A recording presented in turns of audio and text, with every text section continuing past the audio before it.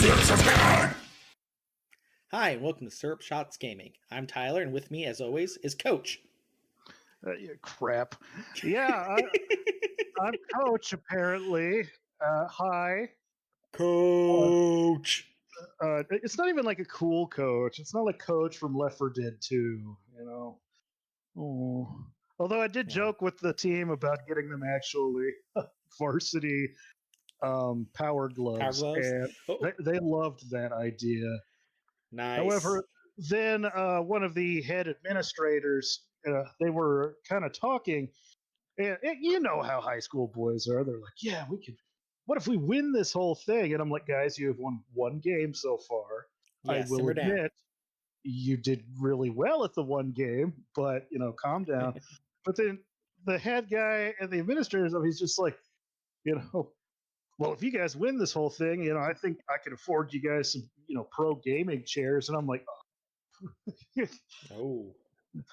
No, but he does want to turn this into a big thing.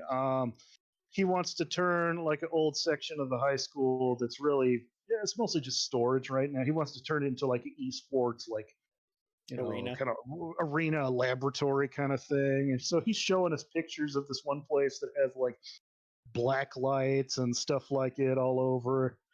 And I'm like, okay, that's cool. But again, let's temper our expectations, because we still have quite a few things to get through before all of this. But they did do very well, and my goal is I'm going to contact one of my team members because I know he shows all his footage on Twitch, and I think we should set up like a school Twitch channel or like a Twitch team channel. I don't know how to do that, but I know as soon as we do that and get the message out, or if we can get the students' footage and like recorded and edited and put on like the school's Facebook and website, I know suddenly we are going to be inundated with students being like, I didn't know we had this. Well, that was kind of the point for a while, because we were kind of testing the waters to see if this would work. And now it's clear that it is going to. So, but I know that's all we have to do. And then everybody will come out of the woodwork. Well, especially when sorry, go ahead. I'm sorry. Oh, especially when they find out, though, that there is 6 total games that we can play on this for competition, and we've only done one of them.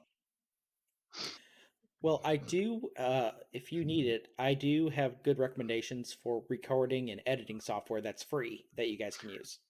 All right. But the thing is also, we want to get other classes involved with this too. And the school actually does have a video production class. And so nice. I'm going to talk to that teacher and be like, hey, would it be possible to turn this into like an editing assignment? And then it's, it works a deal.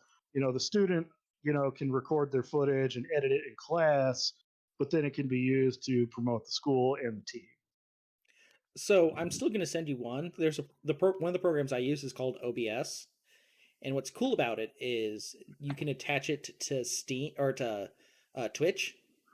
So one of the projects could be them creating a Twitch overlay that sponsors the school that they can have over the game while they're playing. Yeah, I actually was planning on. Well, I was hoping to do it before we got started with this tonight, but instead I decided, because I just want to veg out and do nothing tomorrow, I decided to actually write out my lesson plan for the coming week that I didn't already have prepared. I decided to write that before this, and I got probably about 3/4 of it finished, so I might just be like, okay, well, I'll finish the rest when I get to work on Monday. Because it's one of those things. It's like, I know what we're going to do. I wanted to get on paper, so that way, if I had to have like if I suddenly, if a sub like suddenly rapidly, like I got really sick or something, or got my arm shot off in Vietnam or something, I don't know, I would have to have that piece of paper there just saying what we're doing. Even though the way I set up my projects is, I introduce them, and then the students kind of know what they need to do, and then they do it. I just go around helping individually after that point. So subs probably have it great in my classroom when they have to come in, because the students do it themselves And then it's just like, okay, clean up.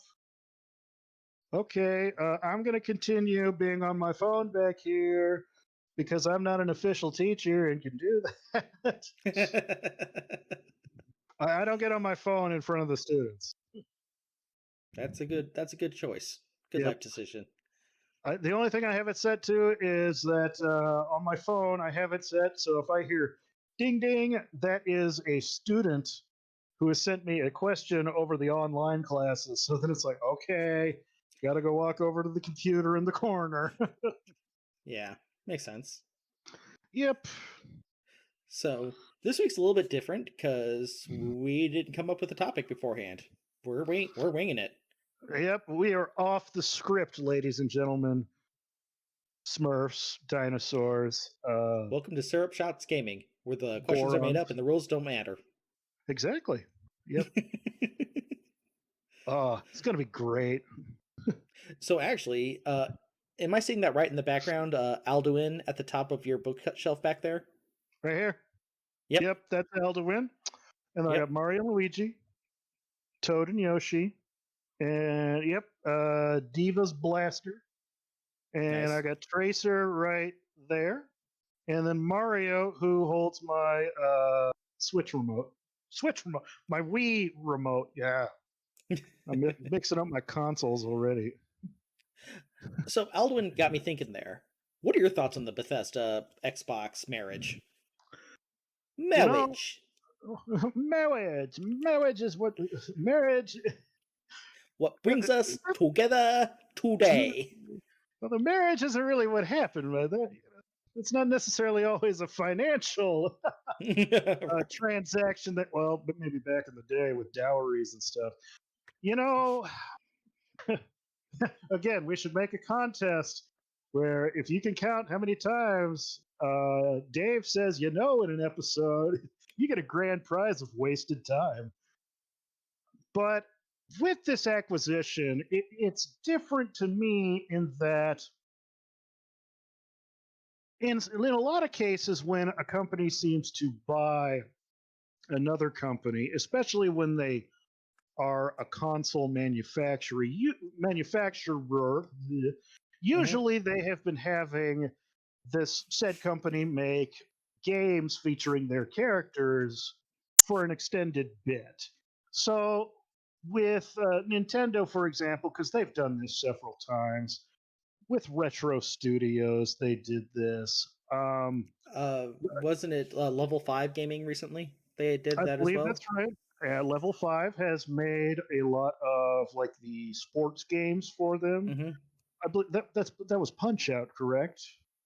Punch Out and a lot of the Mario Golfs. Yeah. Well, before Camelot does a lot of that too. And then Mm-hmm. there's some that also they own like a controlling interest in. So I know some people are in a tizzy where they're like, well, yes, Nintendo owns Pokemon, but if Game Freak and Creatures just wanted to, split, well, then, they could do whatever they.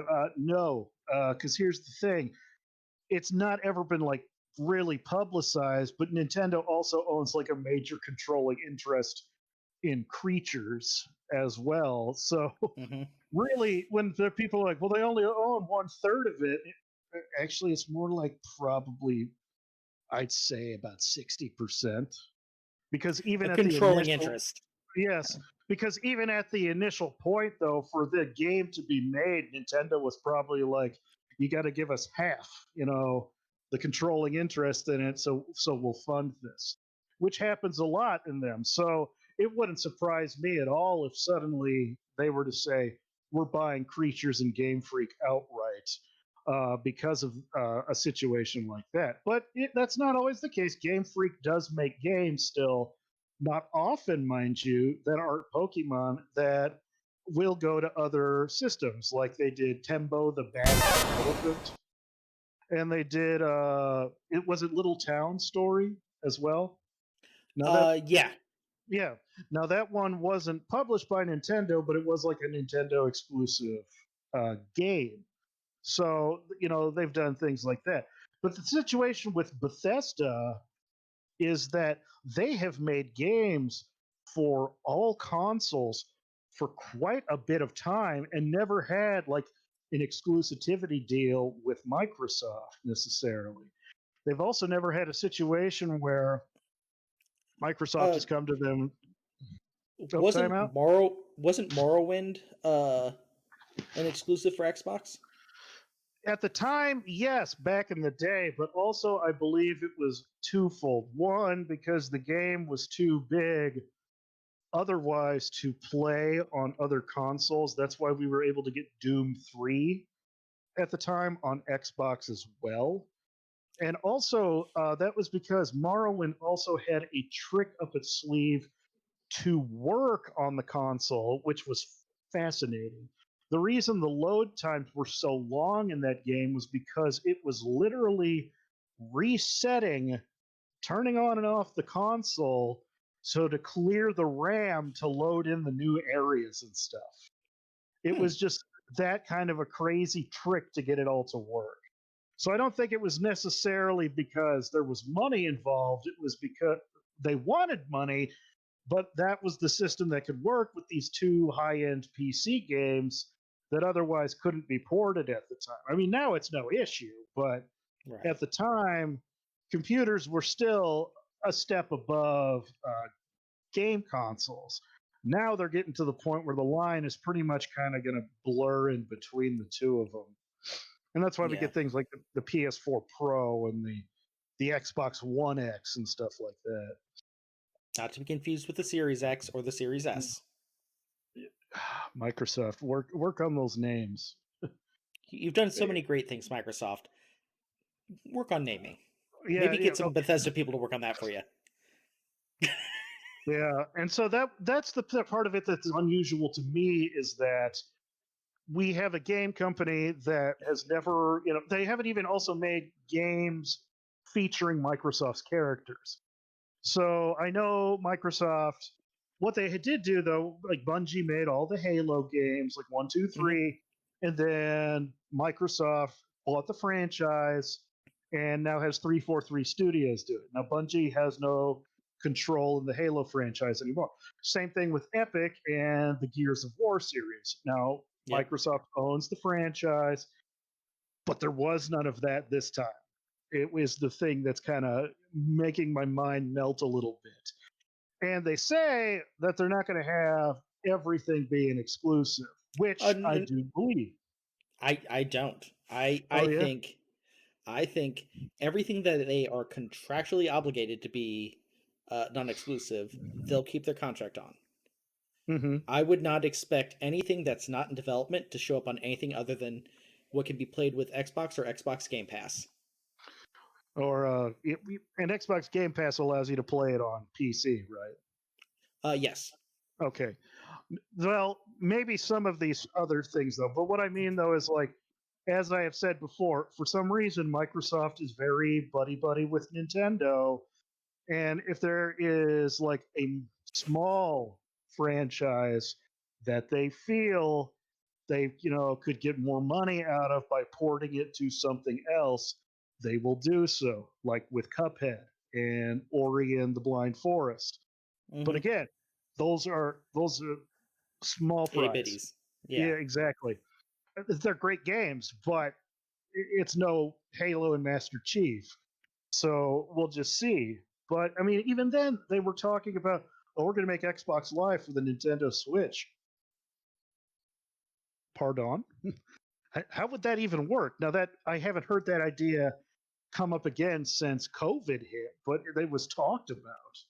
And It kind of did. You have to. So Minecraft. You have oh, to log into Xbox Live to play it on a Switch. oh, wow! I haven't plugged in my copy yet. But again, Yeah. that's another.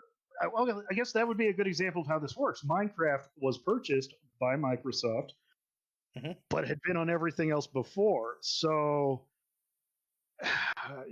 who knows? I mean, some of these IPs, yeah, probably nothing's going to happen. I am scared to death though about what is going to happen with Tango GameWorks, who made the Evil Within games, which I love, but it is primarily a Japanese studio in the middle of a bunch of Western developers. So, Hmm. I mean, we'll see what happens. But then again, there was an article recently where they did like a roundtable after the purchase, and they were discussing how Bethesda has really focused on trying to share assets with all of their companies that is under their umbrella. So apparently, one of the big enemies actually in the Doom remake was designed by Tango Gameworks. They did like all the art for it. Oh, So nice. I forget which one that was, but it was on my feed today. Actually, it might still be on it. Let me see if I can pull that up. But what are your thoughts on it? So I'm mixed. The downside is exclusivity is not a good thing for consumers on the offset there, but I Mm-hmm. do think there are benefits to this purchase. Mm-hmm. So Bethesda running on its own Mm-hmm. has to do both the creative side and the financial side, Mm-hmm. right? So they're making calculated choices with their games, and instead of taking some risks, they're trying to be conservative with what they do. Mm-hmm. Now that Microsoft owns them, and Microsoft's goal right now is to make Xbox Game Pass look as attractive as possible, they're willing to take a loss on games and have them be creative and wacky and do whatever ideas they want, because and then it'll go on there. So I'm actually more confident there will be a Evil Within 3 now than I was before, I because gotcha. they want those jewels in the Game Pass crown. Mm-hmm. They want to say, this is why you come to us. You want your horror? This is our horror franchise. You want your new Fallout that has a different take on it? We're your place. Mm-hmm. Mm-hmm. And I would hopefully think that Microsoft would also maybe put a little pressure in areas though where Bethesda has kind of dropped the ball, especially with like Fallout 76. Oh, and I did find the Yeah. article. It was from yesterday. The Hellraiser enemy was designed by Tango Gameworks, actually. Hmm. And that was from the 2016 Doom.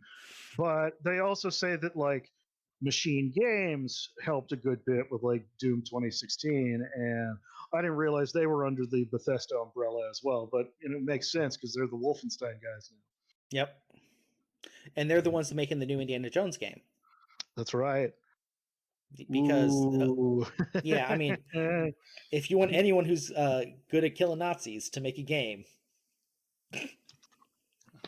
Watch that be a crossover. That would blow my mind.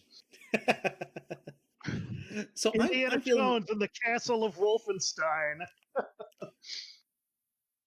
couldn't be worse Oh, than Crystal Skull. uh, darn those aliens. Uh, I oh no. So if they had I just was taken listening. out that dumb spaceship, I would have probably been okay with it. All you had to say was, they're extra dimensional beings. We cannot possibly know their means. And taking out the stupid spaceship, I would have been fine. You could have had it more like a Lovecraft kind of thing, where, ooh, it's like, dark, ancient portals and weird stuff like that. That would have made a much better movie. Oh, and remove Shia LaBeouf, whose contribution to acting is screaming no, no, no, no, no in rapid succession and at varying levels of volume and excitement. Yeah, Yep. I'm gonna have ulcers as an old person from that movie. And that stupid monkey swinging vine scene. Oh, Ugh. can't forget the refrigerator. Although that made for a funny joke in Fallout. Yeah. Yeah.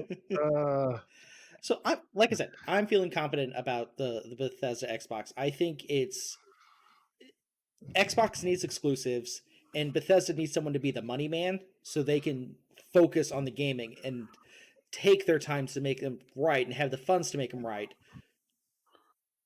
I will agree that Xbox definitely does need exclusives because really all they have is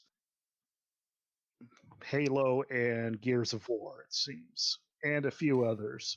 But then again, Yeah. those are small fry.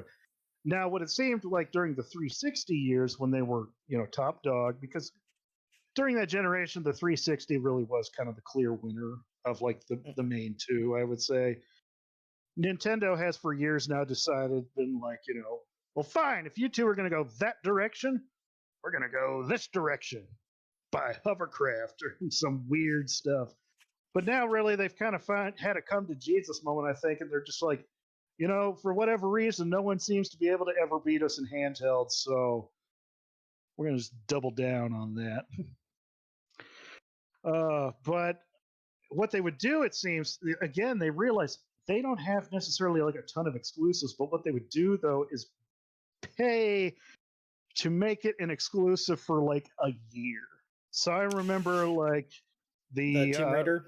exactly, which I love. Yeah. I love that series, but naturally I gravitated to play that immediately on my 360 because I wanted to play that first. I didn't want to wait, and I played all of the other ones that have released at that console generation on 360 because they were releasing the higher end versions because like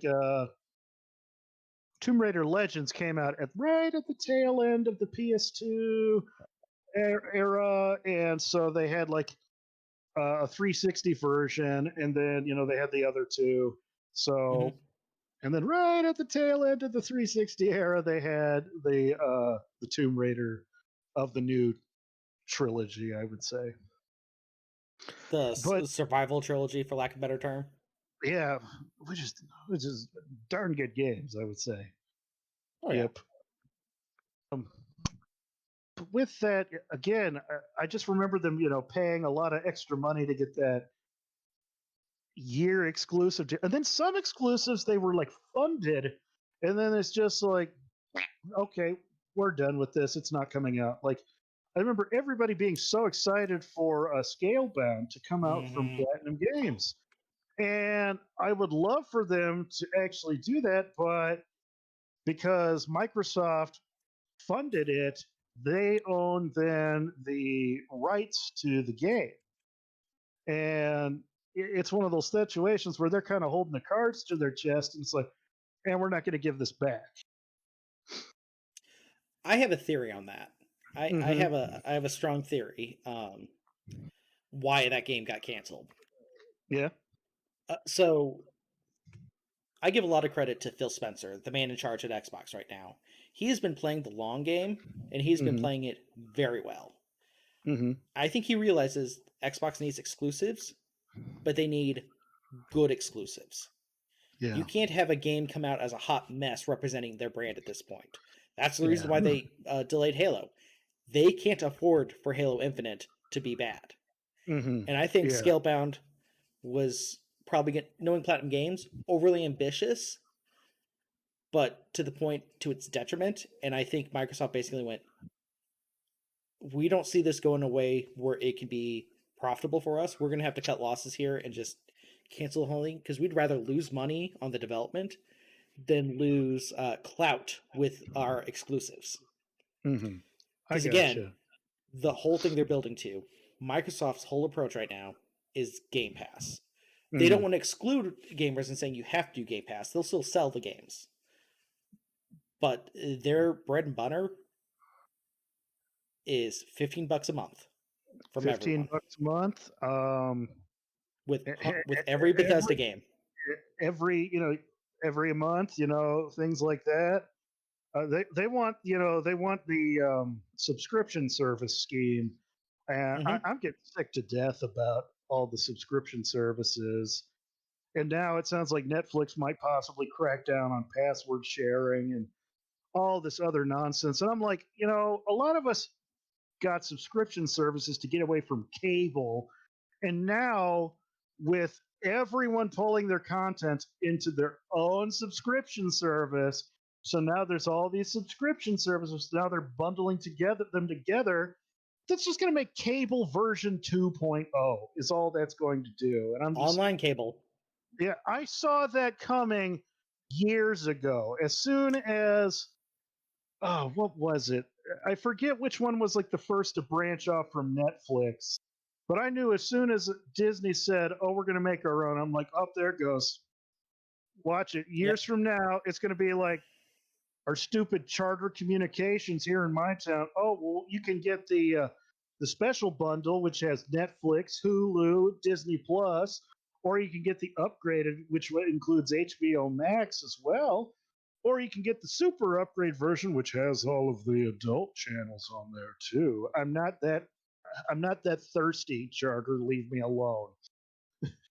And that's just a terrible business practice anyway. People Mhm. have the internet Exactly. Why unless pay they have for it? AT&T. Boom. Boom! We did it again. Actually, we did it the first time. We're ripping on Tyler's old employer right now, and we don't care. Oh, that was great. Um, Speaking of this acquisition kind of stuff, it did get me thinking though, because we just briefly mentioned uh, having the rights to games and stuff like that. What did you think of this one? Nintendo has traditionally been very, very possessive of their franchises, Hmm. even ones where they may only have, I'm trying to think of the right words to it, but let me explain the Left the situation. cobwebs on it like F-Zero. Exactly, exactly. Give me Now, F-Zero. only recently, yes, but that's a great way to put it, have kind of left to die.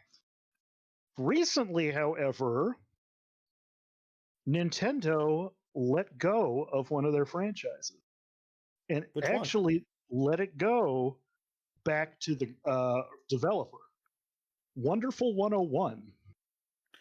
Ah.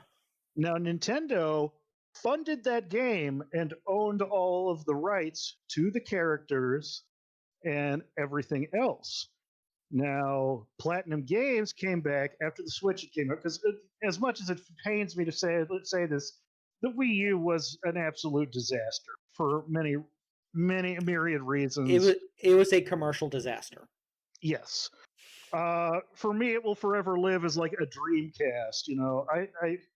I still say the Switch now is doubling down on the idea of what the Wii U should have been. Oh yeah.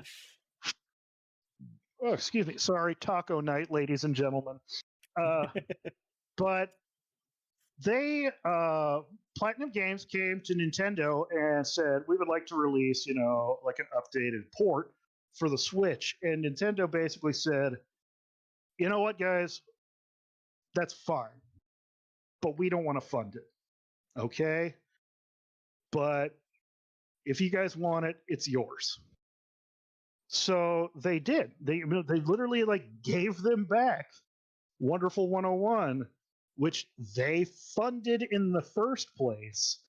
And they did a Kickstarter and got it funded for a remaster on the Switch and the PS4. Hmm.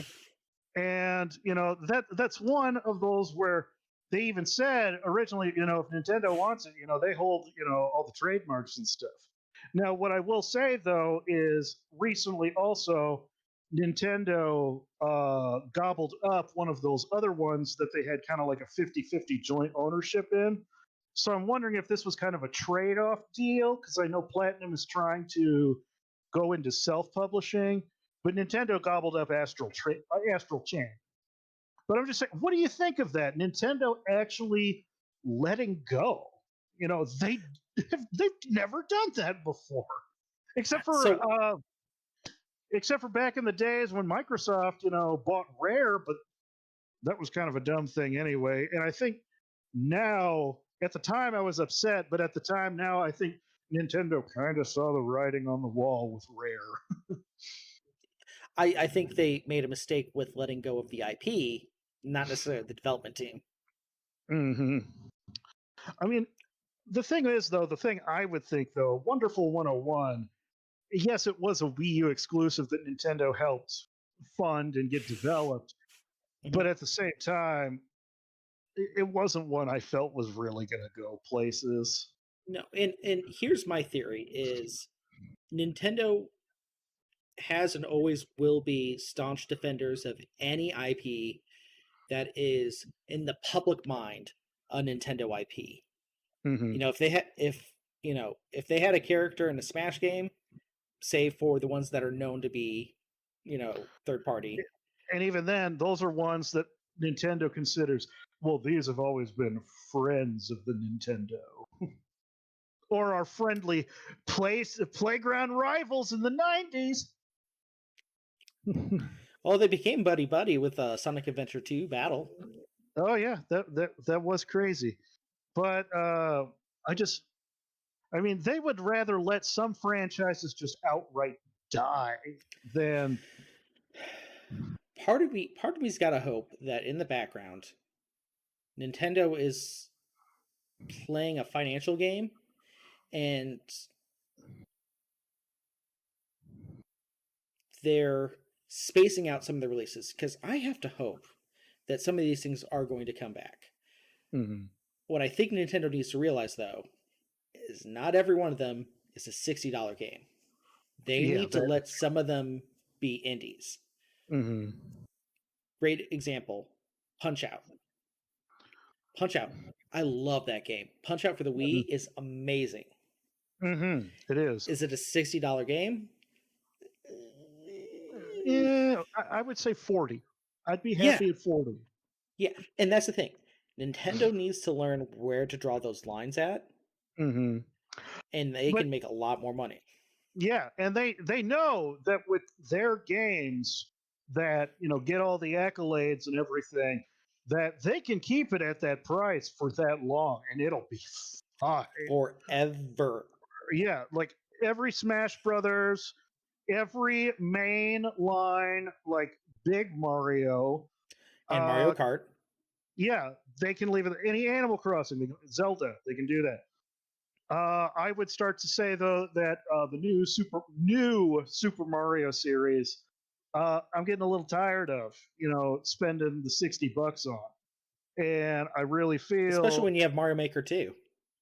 Exactly, and also again, like the most two recent ones in that series, they're just re-releases from the Wii, and I already have those, and now they have added other additional bells and whistles, and I want to play. I want to play Bowser's Fury, but at the same time, I don't necessarily want to shell out 60 additional bucks just to get Bowser's Fury, because I already played 3D World to death.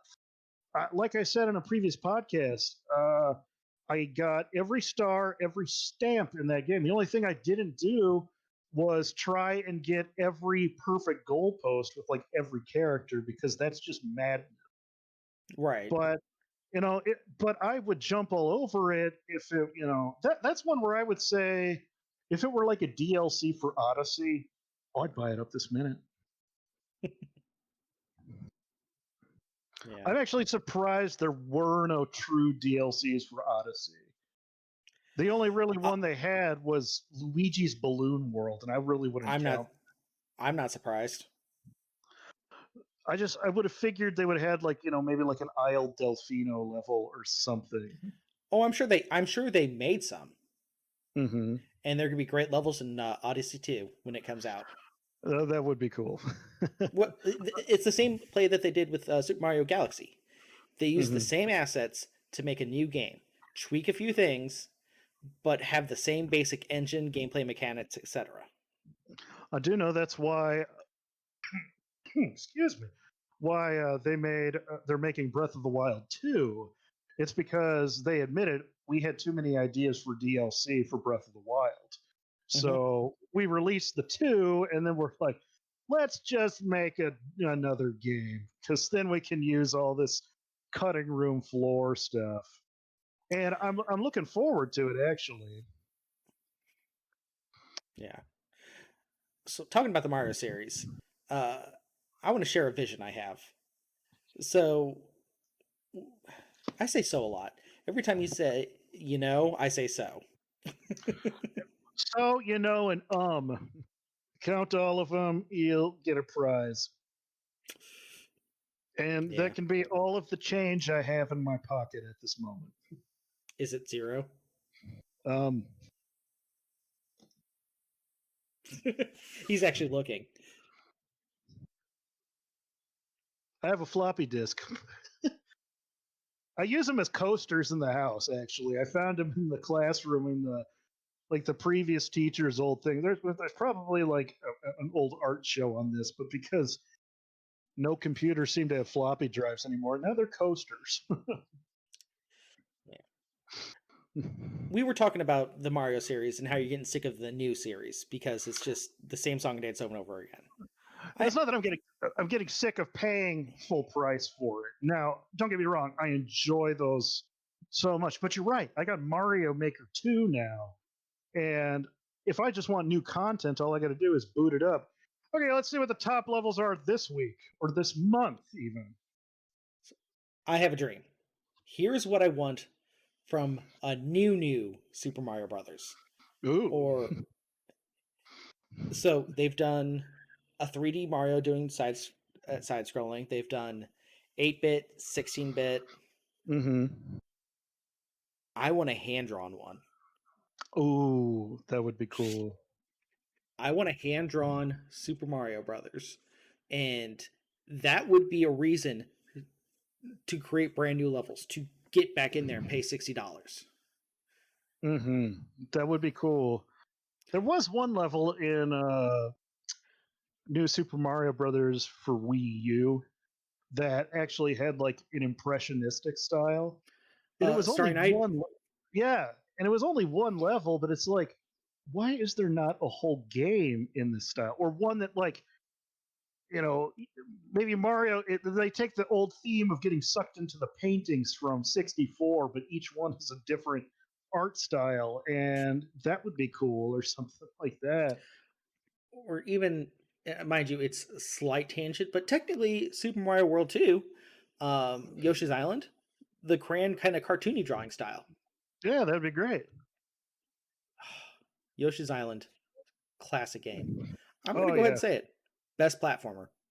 that. Oh, well, touch fuzzy, get dizzy. You learn life lessons in that game, kids. Oh Ask your yes, yes, parents. yes. Dandelions are actually drugs, and they will get you messed up. Oh, Yeah, I so want a hand drawn Mario. that would be cool. But I also like my idea of like each one is a different like art style. Maybe you Oh yeah, get, that'd be great too. it'd be hysterical also having like classical Renaissance style Mario level. Okay, real fast here. Yeah. I want both now.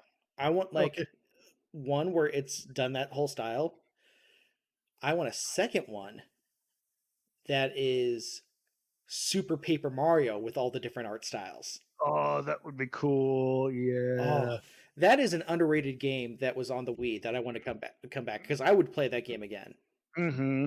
I really like that one too. Don't get me wrong, I like the Paper Mario series, but I like that one because that one wasn't as much of a time investment as the others are.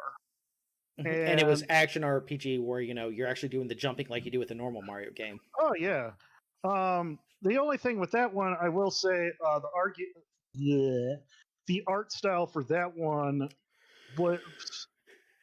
was rather simplistic. Paper Mario and some characters great, but then everybody else looked like line art you'd see, you'd try and make in paint as a kid, lots of Yeah. straight lines and stuff like that. But I think that could have easily been improved upon, though. Another game, though, that had that kind of crayon-y looking style was Kirby's Dreamland 3, which I think would apply well to like a Paper Mario style as well, now that I Hmm. think about it. So, Tyler, changing topics now. Okay. What have you been playing this week? Uh, Pretty much the same things I've been playing. Oh, So been dabbling with a little more with Outriders. Still loving mm-hmm, it. Still very excited about that. mm-hmm. Um, I have downloaded Pyro Mithra for Smash Bros. Oh, I'm sad. I can do it anytime because I bought the pass. I just haven't done it yet. They are interesting. Mm-hmm. I'm Not a character I'm sensing a going to stick butt. with. Not a character I'm going What? to stick with. I got you. And Uh, it's all down to Pyra's side B. okay. So I'm going to get in the nitty gritty here for a little bit. So Uh-oh. her side B throws out the sword and it spins for a little bit, and then it comes back to you. And you Mm-hmm. can still move during that. Mm-hmm. You know what you can't do though? Use your sword or attack? Attack in any capacity. Oh, because you don't have a sword, I take it. Right. Oh. Until it comes back. And it takes a good couple seconds, which in fighting game time is forever. Yeah, Uh, forever. and it's also kind of a bummer because her recovery Mm-hmm. is straight up. So unless you're Mithra, you have no side recovery. Ooh. Dirty pool. Mm. Yeah. Her Now, yeah, sorry, go ahead. I have heard that the villager can steal the sword, though. Do you just then lose it? I don't know. I haven't come across that yet. Oh, we'll have to look that one up. What I would hope is then you just transform it would I don't know. Oh, that would suck. I'm gonna have to test this later. Oh, okay, yeah, test it and tell me how it goes. Oh, that sounds great. No, I just haven't plugged Smash Brothers in because I had all of the spirits and then forgot about the Age of Calamity weekend. Mm. And then I got in and realized I have so much gold in that game because I have beat World of Light long time ago. So I bought like 87 shuffles for the spirit board and did it 87 times and never got even one of those spirits to show up. Ugh. And I was a little mad about that. And then now they have a spirit that seems much like Let's Go Pikachu and Let's Go Eevee, but they've announced if you have a save for Ghosts and Goblins, you get the Arthur spirit. Yay! Now, they did eventually release the Eevee and Pikachu one for everyone. That is true, but it And still I took a imagine they'll while. do the same. Yeah. So Mm-hmm. you'll just have that empty spot for a while. The empty Yep, hole in your soul.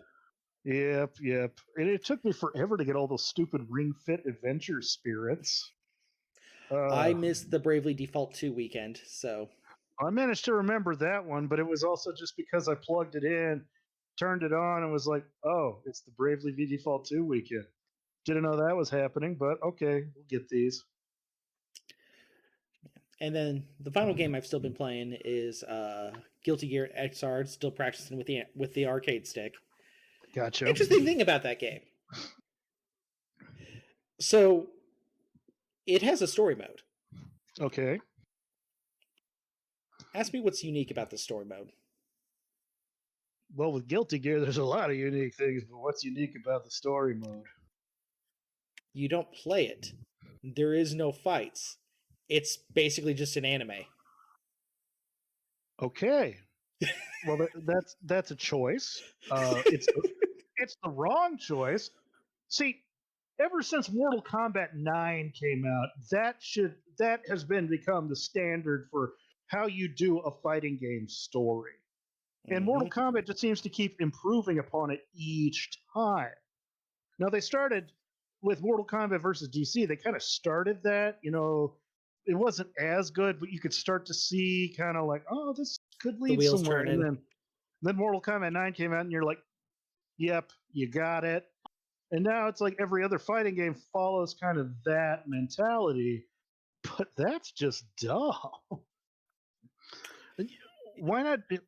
It's one thing, to have like an arcade mode where everybody gets an ending and like have that, but why don't you just say, this is the freaking anime, watch this.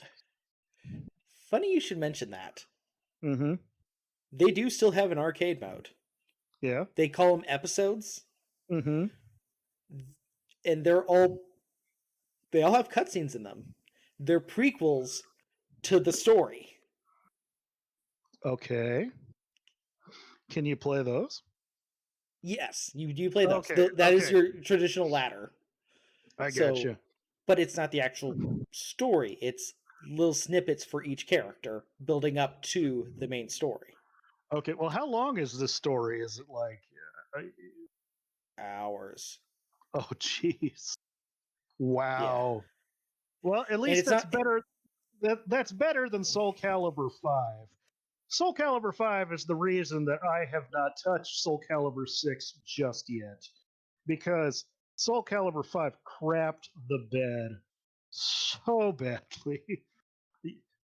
Oh man, Soul Calibur 5 crapped the bed. So it was almost biblically how bad they crapped the bed on that. Like, and then God sent the plagues of Egypt. And the last one, the plague of crap. That was just how bad Soul Calibur 5 was. The story mode, first off, remember all your favorite characters from like Soul Calibur 2? Yeah, screw I them. know We're going to have like their kids and other young people that, oh, remember this character, Keelik? Well, we're going to have someone like him, but instead he's going to act like Goku from Dragon Ball. That's not what I asked for. I did not and want this. that doesn't even make sense. Goku doesn't even use the staff anymore. I know, but He's he, he's they got based Super him off. 7 he's got Super Saiyan 7 Vegito burrito. They based him off the Monkey King. Is basically what they Yeah, did. I know what you mean. I know what you mean. Yeah, and then the story mode. So that kind of sucked because they basically got rid of everybody cool and focused it on all these new characters, which just were not interesting because they were trying too hard to be the characters you already like. So it's like, why did you even bother? And then the arcade mode, with every other past Soul Calibur, it had been, you play through the arcade mode. Oh, you learn kind of like what would have happened if that person, did the Mm-hmm. thing or something. Nope, you're not getting an ending. Here's your score. No, we're done. Eat it, fathead. That's uh, that's not good. yeah, so I was upset with that. And really, now looking back, I would say Soul Calibur 2 was probably the height of Soul Calibur. And then it just kind of started going into the toilet ever since. But I was blinded by 3 and 4 because I think my love for 2 was just that high. But really, I probably should have, when I heard Star Wars characters, I probably should have been like, that is stupid. Why in the hell are you doing this? Yeah. But nope, I convinced myself it was okay. And yeah, I regret that a lot. Plus, that it was like, I don't know, even though it was like exaggerated realism in 2, they still tried to keep it semi grounded, except for maybe like Spawn and the guest characters, but they're guest Yeah. characters. But then in like 3, it's like, okay, we're getting a little more wacky anime.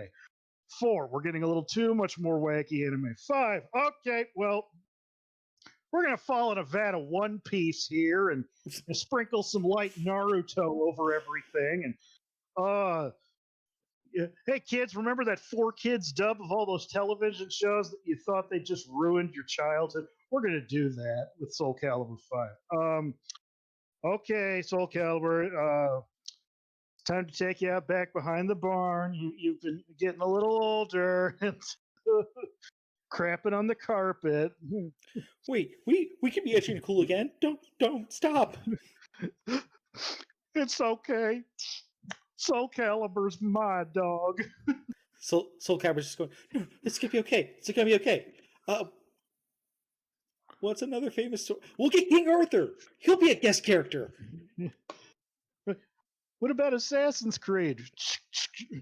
No, wait. What about that robot girl from Near Automata? Oh, uh, to be a little yep. too on the nose for that game. Yes. But Oh. but great game. Yes, Nier Automata was a great game, but she has absolutely no reason whatsoever to be in Soul Calibur. I am getting a bit sick and tired of fighting game guest characters when that is not the point of the game series. Like Smash Brothers is That's the guest. point. Yeah, that is the point. Okay, and it started this trend with Soul Calibur 2. We're going to put Link in the GameCube edition. Yay! We're going to put Spawn in the Microsoft edition. Yay! We're going to put Heihachi Mishima in the PlayStation 2 version. The crap version. Yeah, And a then game about swords. And what's his weapon? his Jewelry. fist. Yep. My fists. I got special bracelets.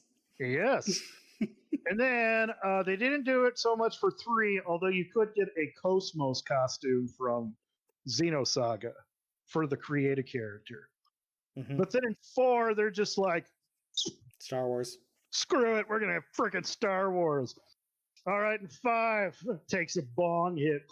Okay, we're going to have Assassin's Creed. Hey, Mortal Kombat. It's like comes in the room. Hey, hold my beer. We're going to have Freddy freaking Krueger. Okay, next game. We're going to have Jason Voorhees and Leatherface. You know what? We're going to have Alien and Predator. Only it's not even going to be the real alien. It's going to be this messed up abomination of one of the aliens face humping one of our characters in the game and making this weird, crazy harbin. Yep, the Baraka alien. All right. Yeah, we're going to do that. And now they put every 80s action star in Mortal Kombat 11. And I'm just like, just stop. I know why you're doing it is because money, but at the same time, it's getting to the point where money is destroying your integrity, which you do eventually need to keep. You know, why don't you just take all these 80s action stars and horror icons and make 80s horror action deathmatch the video game and just do that? Like maybe Pinhead summons them all into hell and they have to fight a death championship in the Hell Blood Dome to get back to the real world where they can continue killing and murderizing people. So, Dave, for our last few minutes here, I want to play a fun game. Cast that game. What? Cast that game. We're gonna take turns. Who would you add to that game of Drag to Hell by Pinhead? So, a couple we're gonna take off the table here are gonna be Pinhead. Pinhead's Drag Me to Hell Deathmatch Explosion-a-thon. So we're gonna take Pinhead, Jason Voorhees, Freddy Krueger, and Leatherface out of the mix. Okay. Because they were already in games. Yeah. Okay. What other ones? What's the next one you would add? Okay. Oh wow. Didn't we play this game actually on the trip to an Anime Central one year? We did. Nice. So let's just assume those 4 are already in the game. So that's why we're not going to talk about it. Okay. Exactly.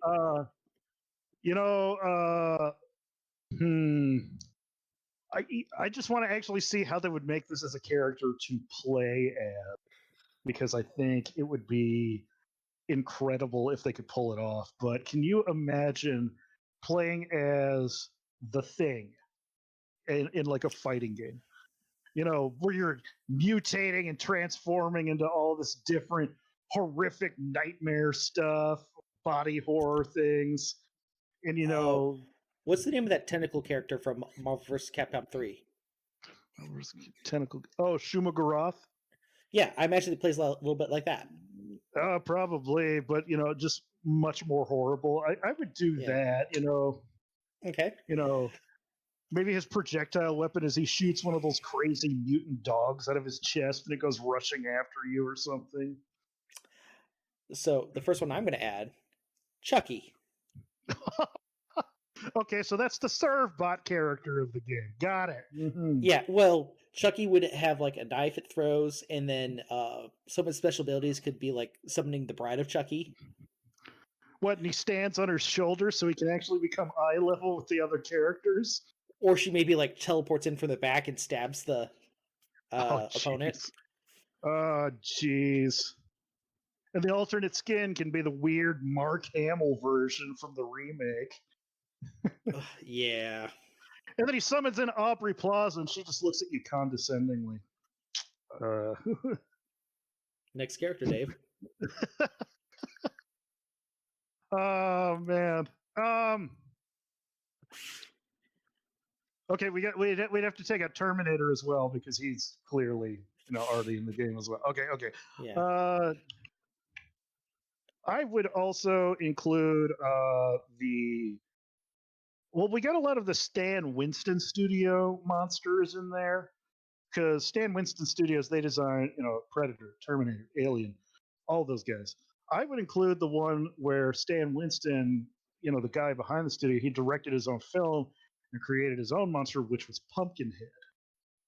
And I would have him be almost like a mid boss monster. So like he would be my Goro for that game because he's probably about like if what would you say? Like the average person is maybe like 1.5 meters tall or something like that. Mm-hmm. Or somewhere between 1.5 and 2 1.5 meters tall. 2 meters. Yeah. Yeah, he's almost like 3 meters tall. Whew. He's like almost like 9 feet tall in some spots because he's just he's long like, and he's long and gangly and thin. All right. So he's like Step on Me Lady from Resident Evil 8. Yeah, but if she were a skeleton and came from a pumpkin patch from hell, but the thing about him though was he could do great feats of strength even for how kind of gangly he looked. Like he literally stabs a teenager with a shotgun. A shotgun is a completely blunt instrument. He doesn't go press to stomach, shoot, shove through hole. He just goes whap and stabs through the kid. And yay, dead teenager in a horror movie. Hooray for cliches. However, what's funny is in that movie, though, I do believe none of the kids have sex. So it breaks that rule already. So instead of, like, oh, we had sex in the horror movie, you're dead. Nope. Free for all on everybody in this movie, And then there is the point where he can just seemingly appear out of wherever he wants to. So remember how in Mortal Kombat X, even though Jason was in it, he had a teleport move to kind of play on how he could just show up randomly in places. I'd give him that move too. Nice. Yeah. Great mid boss. Yeah. So I'm gonna add the bonus stage character. Oh, okay. Reminiscent of Street Fighter, Christine. Yeah. Okay. And then the extra bonus stage boss, like if you get too many points, instead of Christine, it's the Green Goblin truck from Maximum Overdrive, which was the movie Stephen King directed himself. While he was like high on cocaine and marijuana and just blitzed out of his mind. This truck is literally like a toy truck, that delivers toys, but it literally has like Marvel's Green Goblin on the front of the truck, being like the whole front of a face. So it's got that kind of face the whole time. Yeah. So if you can't beat up Christine too much, like or get enough points, you get him. So instead of like Bowser, and you get Giga Bowser. Can't do. Oh, you're too good for Christine. Here's the truck for Maximum Overdrive. Fantastic. Yes. And then the final boss. It's like Galactus from Marvel vs. Capcom 3. Only it's Cthulhu. Nice. Yes. Okay. Oh, I just thought of a really evil another bonus stage. Again, taking this one from Mortal Kombat. It's Test Your Might, but using Okay. different tools to break the leg, like in Misery. Oh no! Oh God! Oh, oh my! Or wait. You get like a teenager victim laying on the slab, and you get progressively worse weapons from which to destroy them with. Okay, Yep. stage one, Leatherface's chainsaw. Okay, we're good. Stage 11, you get a rolled up magazine. Paper cut death. Well, I don't know. Didn't like Matt Damon in one of the Bourne movies like beat the snot out of a guy with a rolled up magazine? I have never seen any of the Bourne films. Oh, okay. I swear he did that. He like rolled it. Whoop, sorry, I'm I wouldn't knocking be crap. surprised. He like I wouldn't rolled be it up really surprised. tightly and used it as like a really lightweight billy club. Next Okay. time we should cast the action movie game. Things like Bourne, Oh, Indiana Jones. oh, we'll just put those two sandwiches together, you know. Okay, how much time do we have left? I How mean, we are we just doing? hit the hour, so we can go a little bit Okay, more. I just want to, we can end on this, but the game I have been playing this week, actually, I had Yes. to talk about it because there was this character I encountered today. I had seen him once before in the game, but this guy is the biggest pervert I've ever seen in any game, and he is having the time of his perverted life. I am playing You Yakuza found 0. Hmm? Weinstein in the game?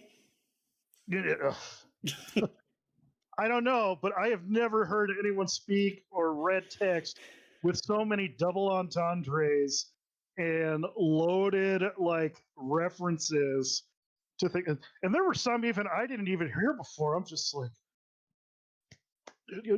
okay, I have more names to call it now. Good, but you you're playing as a character who runs a cabaret hostess club, which is basically you employ Wink. wink, you employ pretty girls to chat up your guests and sit with them and get them hammered, and so you can chat and keep the conversation while also being like the girls are like, yeah, we can't do this with just any old bottle of champagne. We need the really expensive high class bottle of champagne. Wink. So it's one of those situations. So you are the manager of one of those clubs, and you go to another club to strike a deal to get one of their top earning girls because you want to get more of a certain type of clientele in your club, but you make an offer because this club that you're going to is like only getting like stuffy old guys. And so you're like, I will give you like, it was like an insane amount of money, but it's also in the 80s in this game, so that insane amount of money isn't out of the question. And then you also say, and I'll let you have the pick of my newest girls who've just been hired, so that way you can get in that younger clientele that I know you've been struggling to get. And the guy's just like, I have every reason not to like you, to let you into my club, but even I can't turn down that deal because you are absolutely right. But after this point, I am never talking to you again. But in the process of deciding and determining, how am I going to figure this out to, gank this one girl from this club to get her to my club, you're looking around the club and you're like, yeah, stuffy old guy, stuffy old guy, stuffy old guy. You see this guy in his tidy whities. That is all he is doing. And he is dancing in the middle of the stairwell. There is no music really to match the beat of his perverted moves as he like rubs himself with like a soap that is not there. I mean, he looks like he is dancing like the the dwarf actor would in Twin Peaks, the character who played the arm, just kind of like, and just he's like molesting me via his hand gestures. And so I am like, what is all of that about? So I'm messaging Doug, like, what is this pervert doing? And Doug, who bought me the game for Christmas, he's just like, I do believe you find out about that later. This leads to the text message I sent all of you guys earlier today with the picture of the guy in his undies, and he is doing like more pelvic thrust than hard gay. You remember that character from the late like 2000s? I Yeah, it mean, wasn't a lot of the anime hells, right? oh yes. And so I mean, this guy, he he comes up and talks to you because you can run around and get, any like cabaret club you might go into, or any like, naughty shop you might find. If you like, I just ran by one. I was heading to a story mission, and he stops me and he's like, "Yo, man, we should share tips." All the while doing all this pelvic thrusting, and he goes, "Man, I do it. I go 3 times a day with a girl, but I just can't get enough anymore. So we should trade tips on who's got the hottest girls." And literally, the character says, "Wow, how much do you have?" Might need to bleep that one, but and he's just finally, he keeps going, "Oh man, I'd love to stay and talk, but I gotta go shake hands with the cucumber." I'm like, what? Who says that? And Dave Oh, discovered man. the worst episode of VeggieTales ever. No, Larry, no! No! Sorry, but dude, I gotta go smack the salmon around. What? What are you even talking about? Oh my! And I just know I'm gonna. And then in the game, you can make friendships with other characters, and it has one of those lovely little friendship bars. Mhm. Friendship, yay!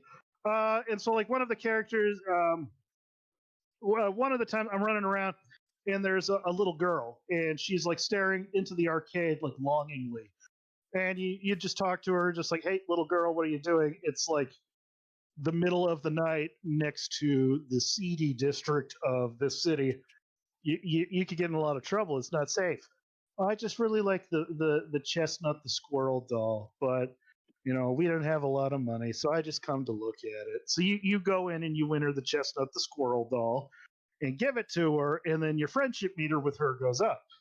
And so basically, you win her toys in the arcade, her friendship goes up with you, and she likes you more. I finished talking to this pervert.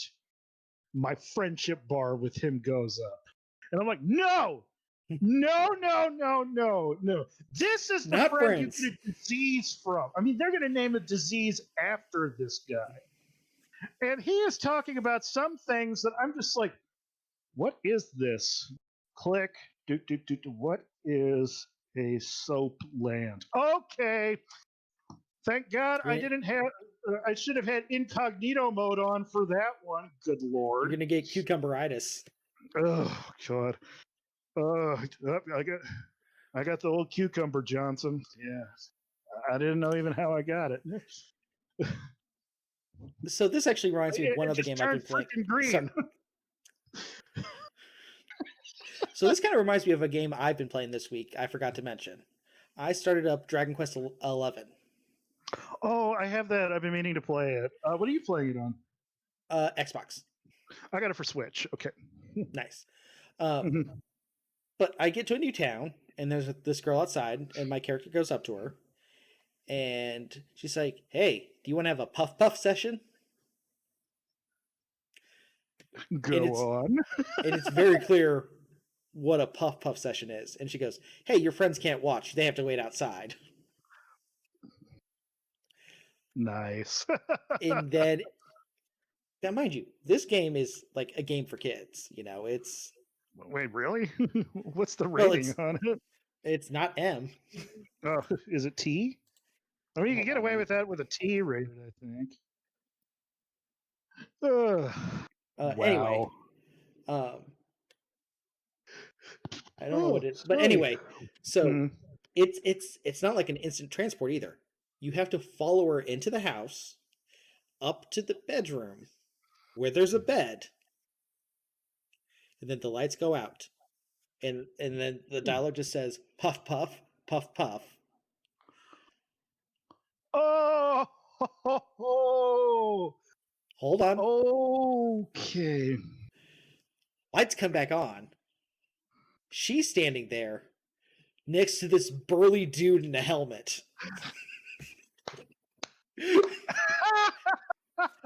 And she just goes, "Did you enjoy your puff puff session? My dad's the best at giving puff puffs in the town." What the hell?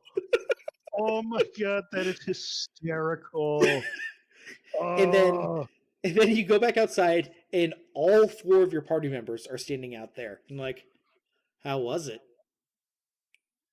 I don't want to talk about it. Good thing your character's mute or mute Yeah. or mute. Yeah.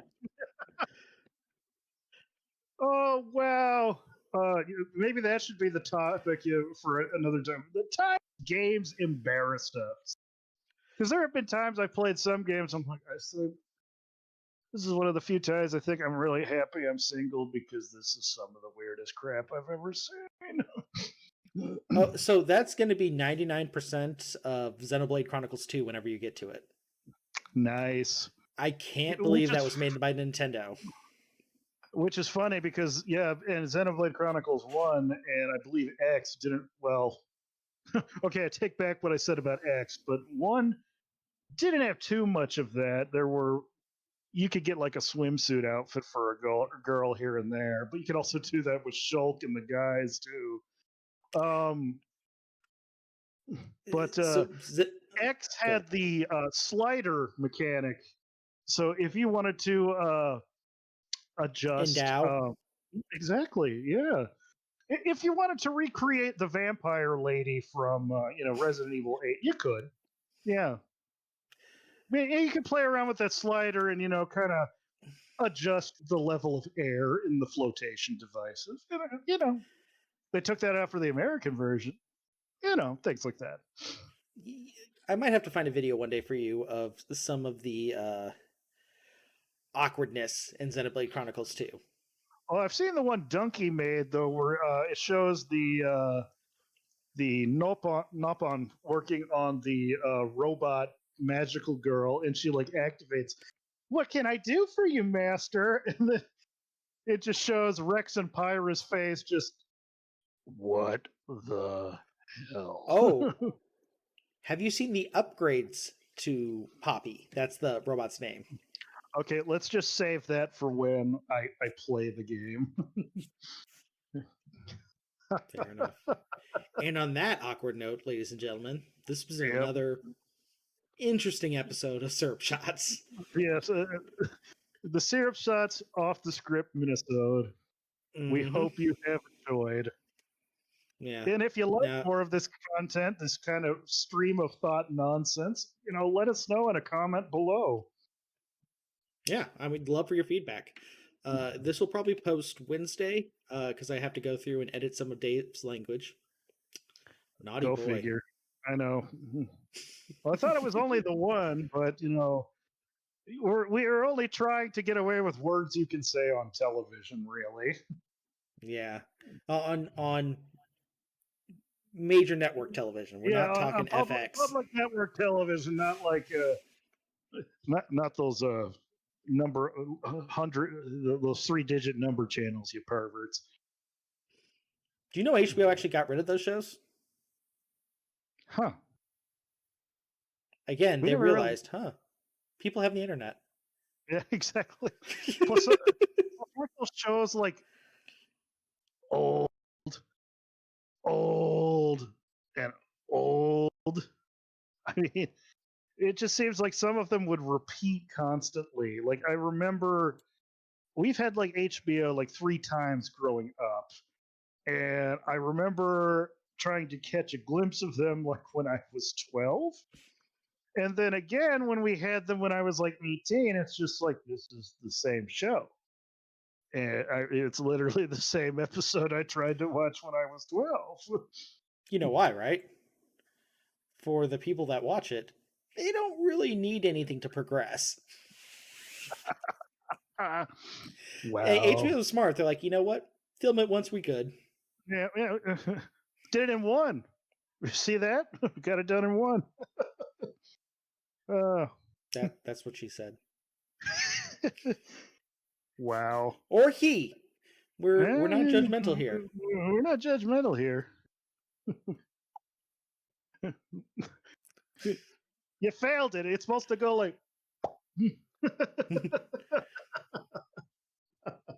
Well, I have noise canceling on, so I think it stopped the sound. Oh, I gotcha. So, anyway, on that note, thank you for listening. Leave a comment, say nice things. If you're gonna say anything mean, find Mike Pence's Twitter feed. Good night, everybody. Be safe, be kind, bottoms up.